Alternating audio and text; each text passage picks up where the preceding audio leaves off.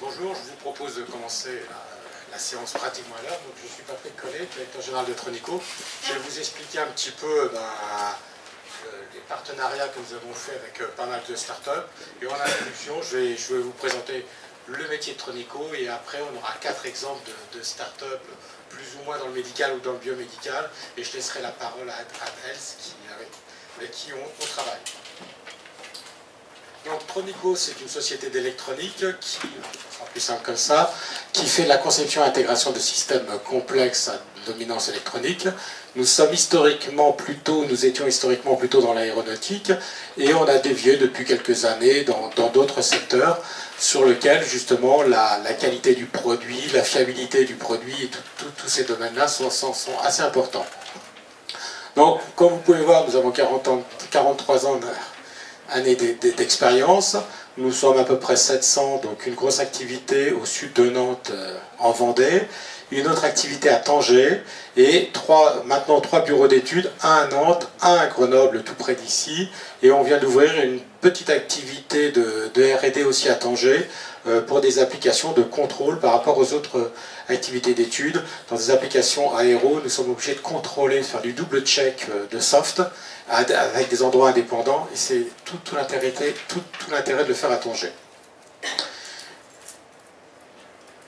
Alors, le savoir-faire de Tronico est un savoir-faire complet, c'est-à-dire que vous avez un besoin, on essaie de remplir ce besoin de la conception jusqu'au MCO, avec une grosse activité au début d'architecte système. Ça fait partie des points forts, et on expliquera tout à l'heure, je vous expliquerai un peu plus des points forts de notre bureau d'études. Donc, on passe beaucoup de temps sur l'architecture, on a vu beaucoup de projets disons, excusez-moi l'expression, qui foiraient. Je suis un ancien designer, donc j'utilise toujours le vocabulaire des designers, qui foiraient parce que justement il n'y avait pas eu assez de réflexion au départ sur l'architecture système, et ça fait partie des points où on a pas mal misé à Tronico.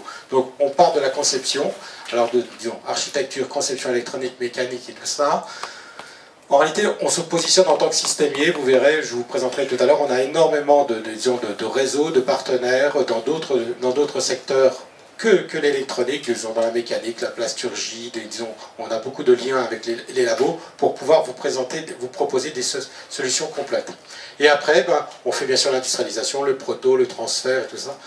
Toute la production, l'intégration, et on assure aussi du SAV. Quand je vous parle qu'on est surtout sur des systèmes, disons, à forte valeur ajoutée, on a un gros problème quand on est sur des petits volumes, on a le problème de l'obsolescence à gérer. C'est-à-dire qu'on met en électronique des composants, bien souvent, qui sont issus soit de l'automobile, soit des télécoms et tout ça, qui ont une durée de fabrication de quelques années, et après on demande de faire des systèmes qui peuvent durer 5-10 ans en maintenance. Alors si je prends le pire cas pour nous, c'est je prends le Rafale. Le Rafale, la première carte était dans les années avant 90, et si on a le marché en Inde, on en prend encore pour 30 à 40 ans.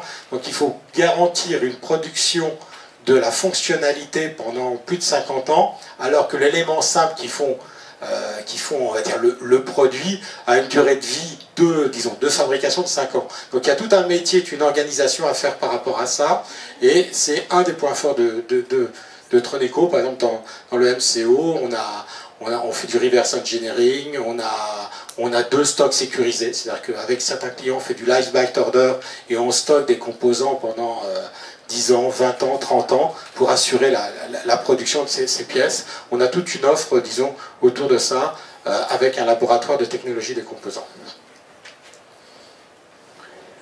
Alors, le but n'est pas de vous embêter sur une organisation de Tronico, mais je vais juste vous faire voir l'avantage de cette organisation. Dernièrement, nous sommes en train de répondre à une requête d'un client dans le médical qui demande des gros savoir-faire en sécurité de fonctionnement pour des applications bien particulières. Et en réalité, on a été chercher les designs de l'aéro. Je rappelle qu'en aéro, quand on fabrique les FADEC. Les FADEC, ce sont les calculateurs des moteurs d'avion. Dans un FADEC, on a jusqu'à 6 redondances de la fonctionnalité. Pourquoi? Parce que si le calculateur tombe en panne, on n'est pas comme en voiture, on ne peut pas se garer sur le côté. Il n'y a qu'une seule façon pour se garer pour l'avion, donc il faut mieux que le calculateur marche bien. Donc on a des technologies très particulières en conception, en aéro, pour les problèmes de sécurité. Or ça, et ben, quand vous êtes dans des activités médicales, et ben, vous pouvez les dériver pour autre chose. C'est ce que j'appelle la synergie transverse. Toujours pour ce même client, il y avait un problème, disons, de potting de cartes, d'enrobage de cartes. On a été chercher le savoir-faire qu'on avait dans le système, disons, dans les systèmes pétroliers. Disons, on a plus de 30 ans d'expérience dans le système pétrolier à haute température. On a été chercher les technologies pour ça. Donc tout ça, je veux dire que l'avantage de ces business units, c'est qu'on est bien à l'écoute de vos marchés, on est à l'écoute de vos requêtes, c'est-à-dire que par exemple, le Graal de la certification dans l'aéro, c'est le NADCAP. On n'a pas l'équivalent aujourd'hui dans le biomédical. Les grandes sociétés sont en train de se normaliser aujourd'hui pour essayer de sortir quelque chose. Et quand on regarde cette normalisation de ce qui va sortir, ça sera très près du NADCAP. Donc, avec ça, on essaie d'être à l'écoute et s'adapter par rapport à vos besoins. L'offre aéro aujourd'hui et l'offre biomédicale est complètement à l'opposé. C'est-à-dire que ici, dans mes offres, je travaille avec des grosses sociétés comme Thales, Safran, tout ça. J'ai quasiment aucune start-up dans ce métier-là parce que le ticket d'entrée est très très compliqué. Par contre, ici, on travaille avec, on va dire, 70-80% de start-up. Donc l'agilité de cette filière-là par rapport à là n'a strictement rien à voir. Le vocabulaire n'a rien à voir, on ne parle pas de la même chose. Là, quand je fais une conférence là-bas, je suis en cravate, ici je suis en jean. Je plaisante en disant ça, mais ce n'est pas du tout la même approche culturelle. Alors, pour répondre à ce besoin, comme on n'a pas voulu, disons, répondre, disons, simplement en électronique, on a créé une petite cellule innovation à Tronico, constituée de 5 à 6 personnes, pour essayer de comprendre le besoin. Parce que quand on voyait des startups arriver, les gens nous parlaient de vocabulaire incompréhensible pour un électronicien, ils parlaient d'un tas de choses. Donc on s'est dit, si on ne met pas une école de traduction entre les différentes personnes et ce que nous allons transformer, eh ben, on n'arrivera jamais à se mettre d'accord. Donc la cellule d'innovation a en gros, on va dire si je réduis un peu sa fonctionnalité, un gros métier de compétences techniques et marketing pour essayer de traduire les demandes des startups qui ne sont pas claires en langage d'électronique. Je n'ai pas dit qu'ils n'étaient pas clairs dans leur langage, mais pas clairs pour un électronicien, pour essayer de transformer, parce que nous, on va vous parler de transformer de Fourier ou tout comme ça, et les gens ne vont rien comprendre, donc il faut absolument essayer de trouver le langage. Et donc là, c'était le but de ces 3 docteurs, disons ces 3 docteurs physiciens, on va dire ça. Dans notre cellule d'innovation, on a 2 ingénieurs chargés de marketing pour évaluer l'intérêt du marché aussi à chaque fois. Et puis surtout, ce qu'on a fait, c'est qu'on a énormément travaillé pour tisser des liens, je vous le ferai voir après, des liens entre les laboratoires, le CEA, le CNRS, pour trouver des technologies qui répondent des fois aux besoins des startups qui nous demandent de développer des produits. Un des points qu'on a essayé de développer à Tronico, contrairement à beaucoup de bureaux d'études, c'est justement ce côté multitechnologie. À travers, disons, à travers les physiciens qui ont été embauchés dans le bureau d'études d'électronique, on a tiré des liens entre ce que j'appelle les phénomènes physiques et les partenaires de laboratoire. Parce que bien souvent, nos clients venaient nous voir en disant « je veux mesurer ça », mais si on n'avait pas la physique associée, on ne savait pas le faire. Et donc, on a une dizaine de projets de start-up où en réalité, je vous ferai voir tout à l'heure, c'est bien souvent des triparties, des sociétés à, disons, des réseaux à 4 ou 5, où il y a la start-up, il y a 1 ou 2 labos de recherche, Tronico, on va dire, en intégrateur final, et le boulot de la start-up est plutôt d'apporter une technologie, de faire le marketing et la vente du produit. Donc là, c'est juste pour vous donner des exemples de produits. Donc là, mais j'en reparlerai tout à l'heure, donc différents produits comme ça, j'en parlerai tout à l'heure. Alors, avant de partir sur Startup, on fait aussi des fois des projets collaboratifs à Tronico. Et là, c'est un exemple. On va dire dans ce cas-là, je ne peux pas traiter Tronico de Startup, mais on a un peu la mentalité de Startup quand on fait ce genre de produit. On a eu un besoin qui a été exprimé par L'Oréal, qui est la mesure de la biodégradabilité des molécules, c'est-à-dire que on ne peut plus mettre une molécule sur le marché sans s'assurer que la molécule sera biodégradable. En d'autres termes, on ne peut pas mettre une crème anti-âge ou une crème à bronzer sans que la molécule soit biodégradable pour ne pas la retrouver quelques années après dans nos rivières.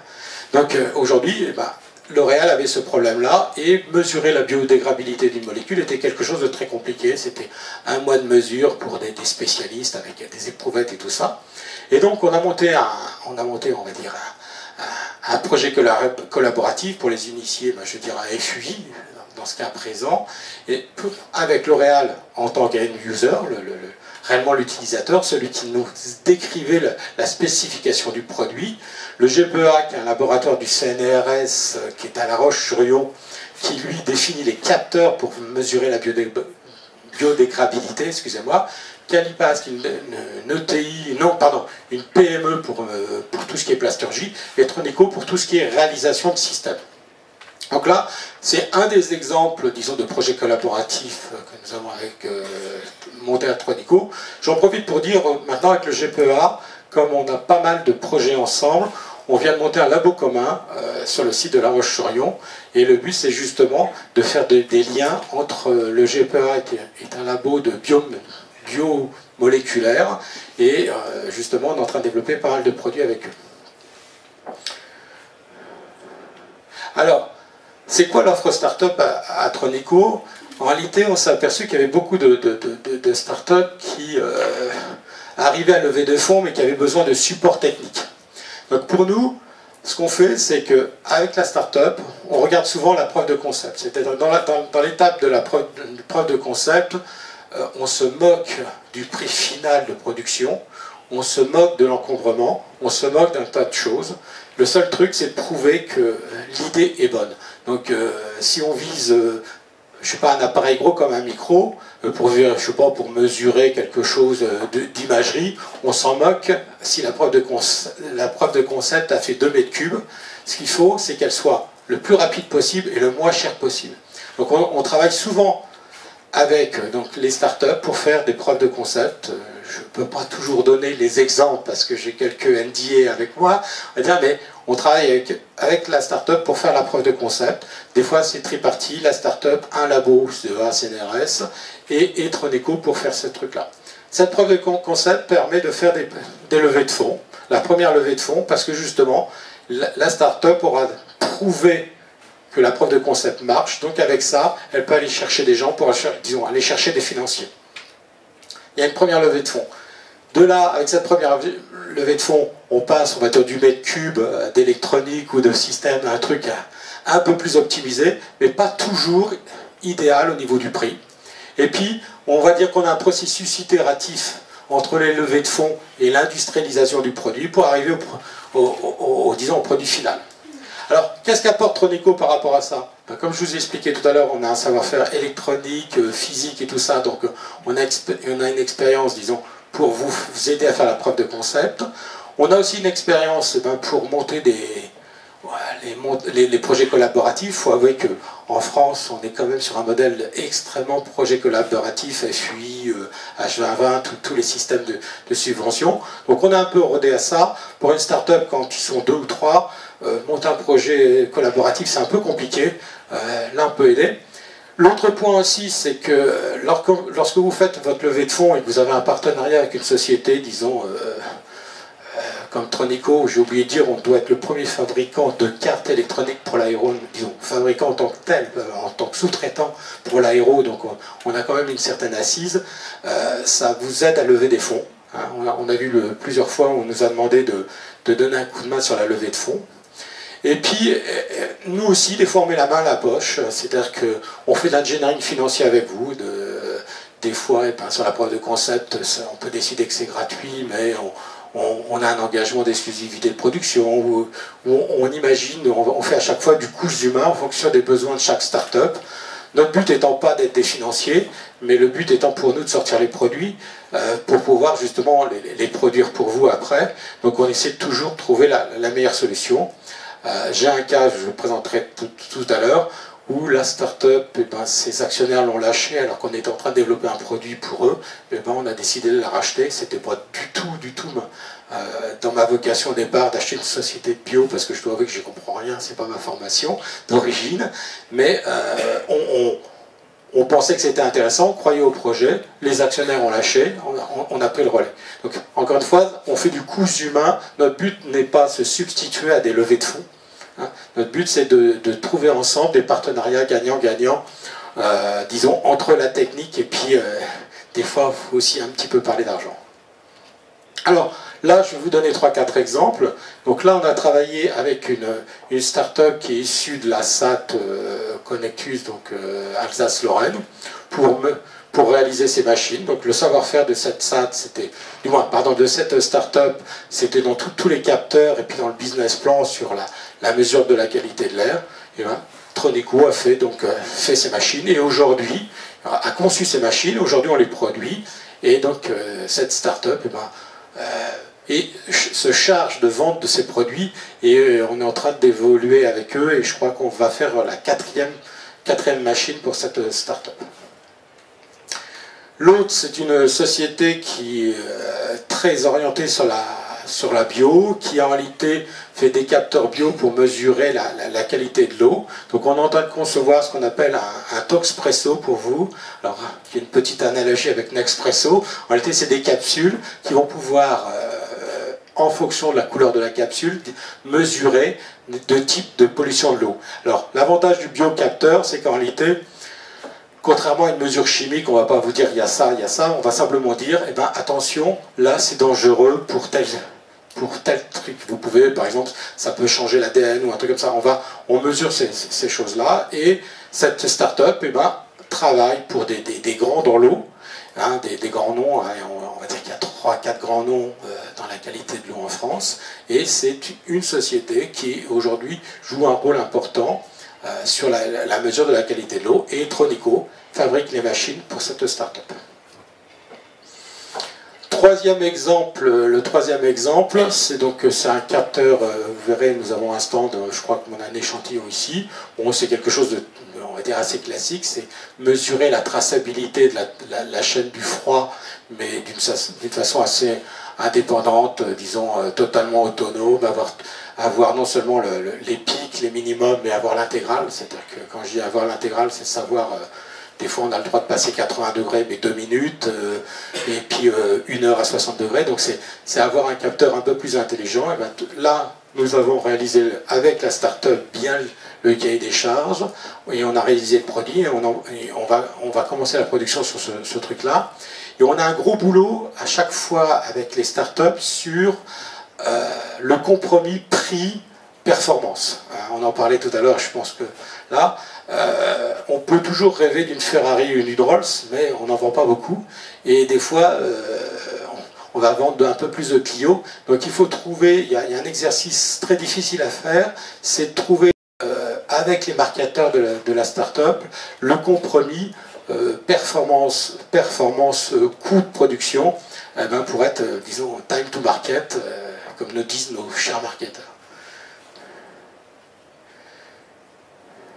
Donc moi, maintenant, je vais passer la parole à une start-up qui travaille avec nous. Voilà.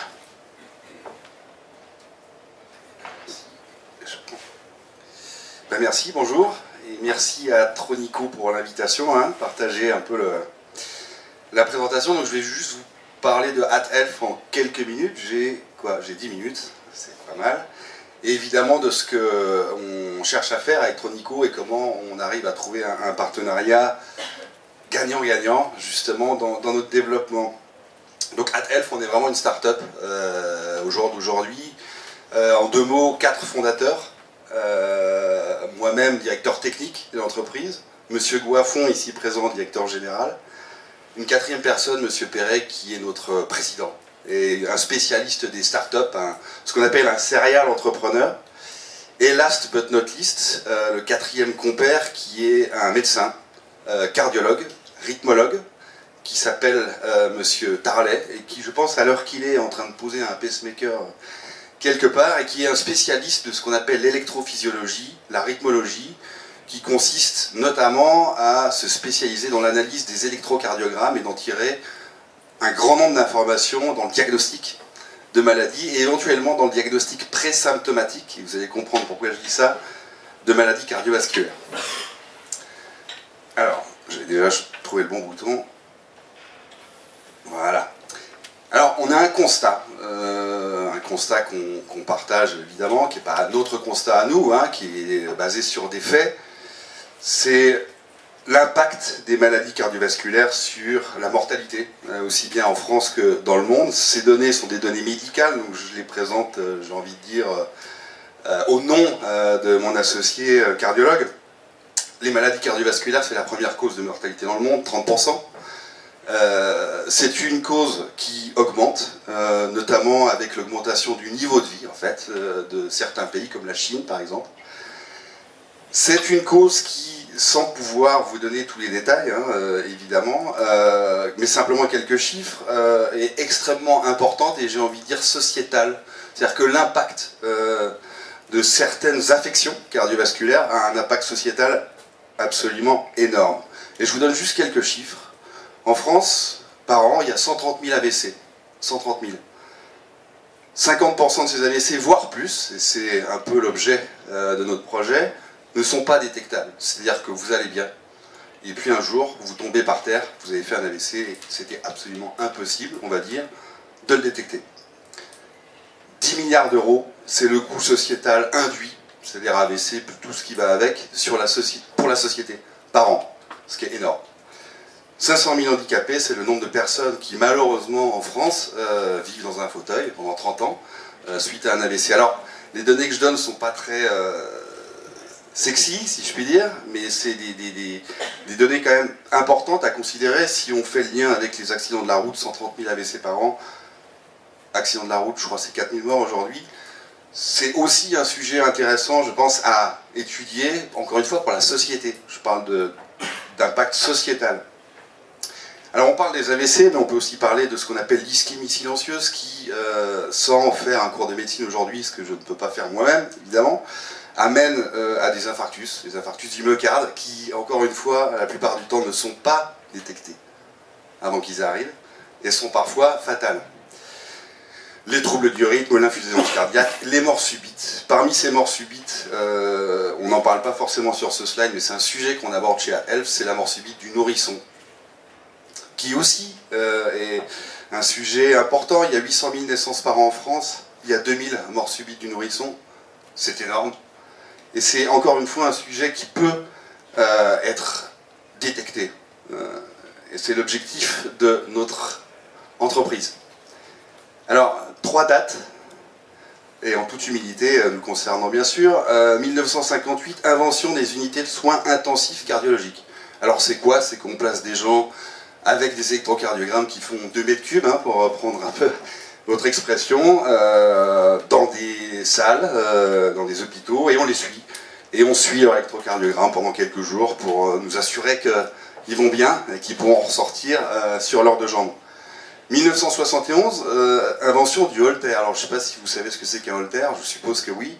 C'est un dispositif qui consiste à porter un boîtier, qui est quand même relativement gros, avec des électrodes que vous allez coller, avec des électrolytes. Il va falloir vous raser la poitrine, avoir des fils qui pendent. C'est pas très pratique pour les hommes, la poitrine.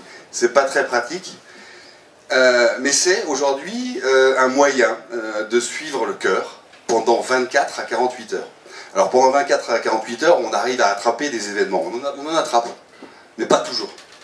Pas toujours. Et si on revient aux AVC, à l'ischémie silencieuse, vous pouvez faire un Holter pendant 24 à 48 heures, avoir un cœur parfait, et c'est malheureux de le dire, faire un AVC 3 jours après. C'est ça la réalité aujourd'hui. Et c'est pour ça qu'en 2015, 4 personnes, 4 compères, n'est-ce pas, ont inventé ce qu'on appelle cardionexion, je vais vous expliquer en 2 mots, qui consiste, en fait, tout simplement, à surveiller en permanence l'électrocardiogramme des utilisateurs. De le surveiller en permanence et de le surveiller, puisque je parlais du Holter, sans impacter l'usage de l'utilisateur, c'est-à-dire en lui faisant porter un textile, en toute transparence, si je puis dire, c'est-à-dire sans qu'il ait à se coller des électrodes, porter un boîtier, etc., etc. Alors, en 2 mots, notre procédé cardionexion, cardionexion n'est pas un produit, c'est-à-dire qu'on ne vend pas un produit. On vend un produit, mais on ne vend pas qu'un produit. On vend une prestation. C'est-à-dire que quand vous venez chez ATHELF, cardionexion, vous souscrivez un abonnement à une prestation. Cette prestation va consister à vous suivre en permanence par du personnel médical. Vous avez un textile connecté avec des capteurs embarqués qui font de l'ECG, donc de l'électrocardiogramme. C'est important de préciser que l'électrocardiogramme dont je parle n'est pas le suivi du rythme cardiaque par la dernière montre connectée. Que ce soit une montre américaine ou coréenne, voire française d'ailleurs, c'est pas du tout ça. Là, on fait de l'ECG, c'est-à-dire qu'on va détecter toutes les ondes du cœur. Et ça, c'est capital. On fait du rythme respiratoire, donc suivre la respiration des gens. On fait de la température pour détecter des maladies infectieuses, hein, j'en ai pas parlé, mais c'est aussi dans notre approche. Ces données sont transmises via Bluetooth à un smartphone qui, lui, ne sert finalement que de modem, de routeur, si vous voulez, et qui va envoyer ces données via le cloud sur un serveur ultra complexe, un serveur qu'on peut dire un peu hors norme, qui va garantir deux choses. D'abord, que le signal ne sera jamais coupé, parce que c'est évidemment important qu'on suit les gens sur ces aspects médicaux, et que le temps de traitement entre l'arrivée du signal et le retour à l'utilisateur sera de moins d'1 minute. Donc pour ce faire, on utilise des serveurs extrêmement avancés, sur lesquels on a mis des algorithmes propriétaires, c'est-à-dire des algorithmes que nous avons développés et brevetés, qui permettent de trier les signaux et de les envoyer à ce qu'on appelle des sentinelles, on les appelle comme ça, des suricates aussi, en gros des opérateurs médicaux, que ce soit des infirmières ou des médecins, mais en tout cas des personnels médicaux, qui analysent les signaux qu'ils reçoivent et prennent des actions.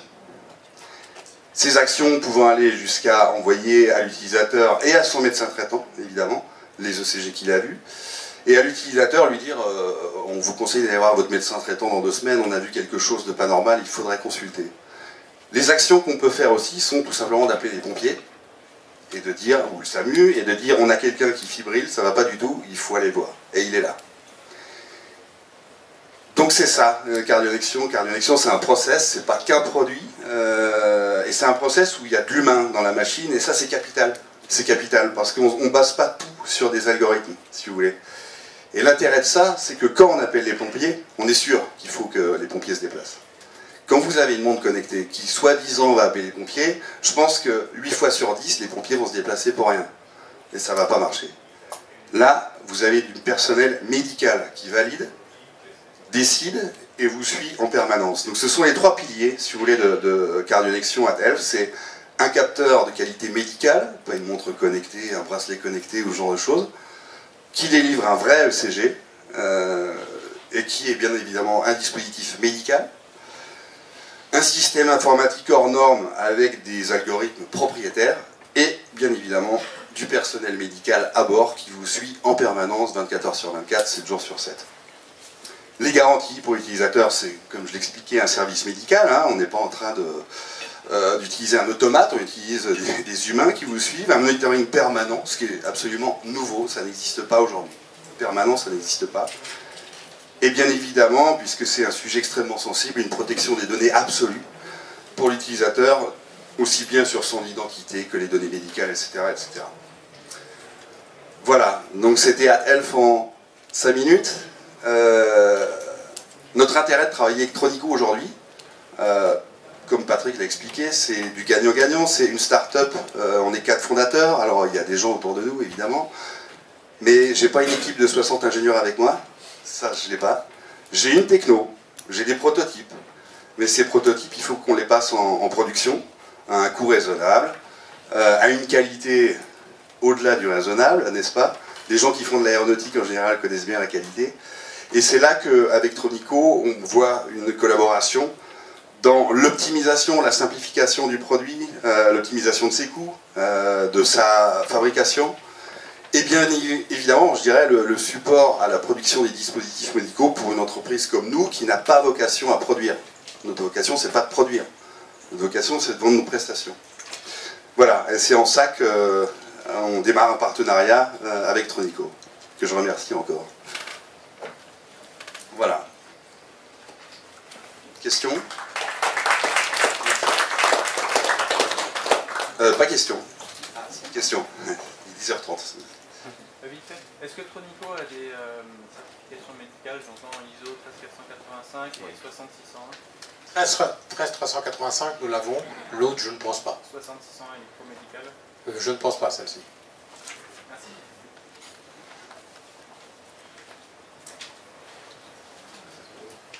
D'autres questions?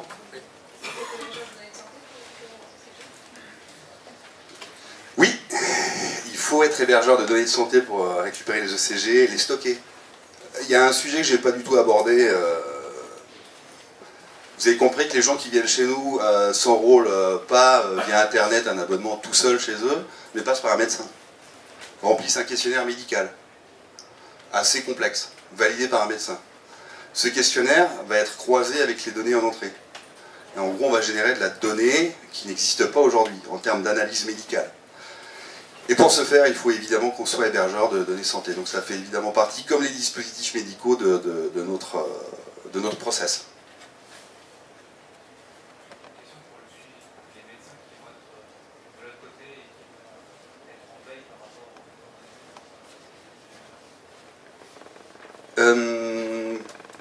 Comment ça va se passer, c'est-à-dire